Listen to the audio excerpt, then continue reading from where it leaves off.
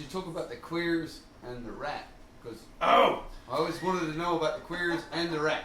Oh. Because I know some of the guys from the Queers, but I love the Rat. Oh man, Joe Queer was nice to me once when I was 14. Changed my life.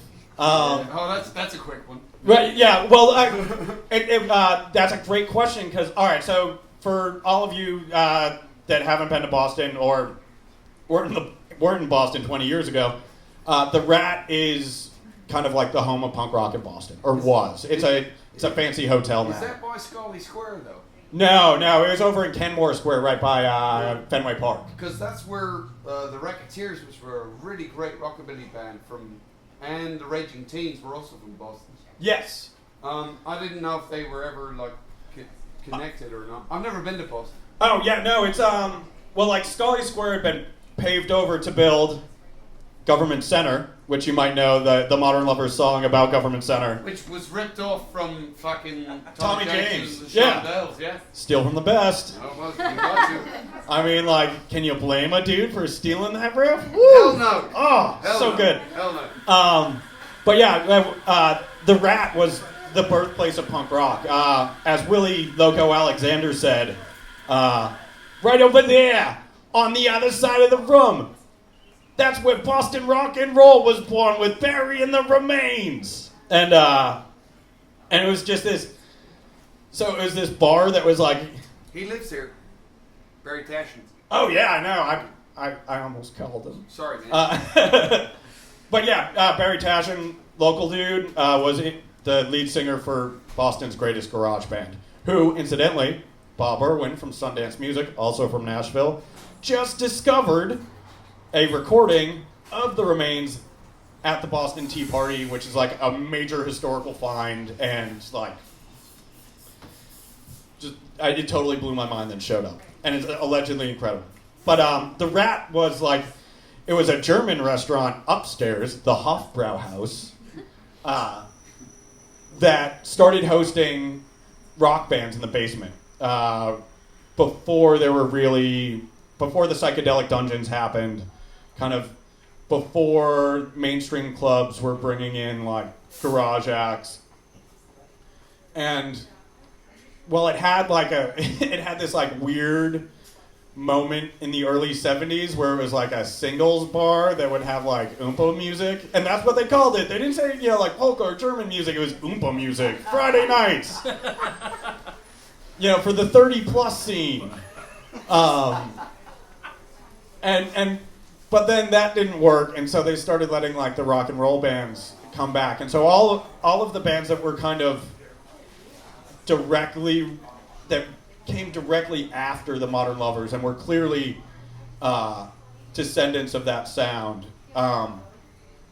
They all had this like stinky, loud, beer-covered dungeon where they could make as much noise as they wanted, and it turned into this like epic cultural moment, or well, at least epic to like me. It's epic to all of us.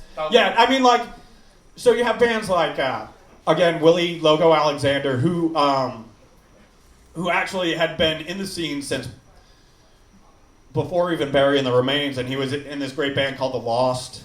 He was in a band called Grass Menagerie, which is like,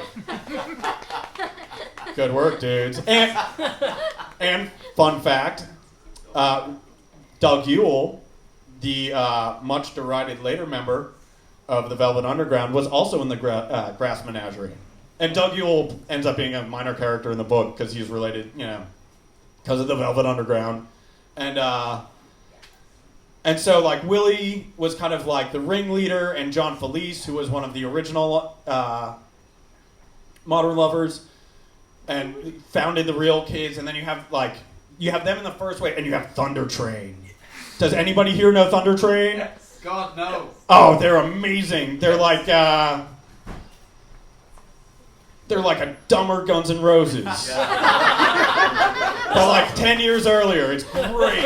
So the band's name is just as bad as it sounds. Yeah, they're awesome.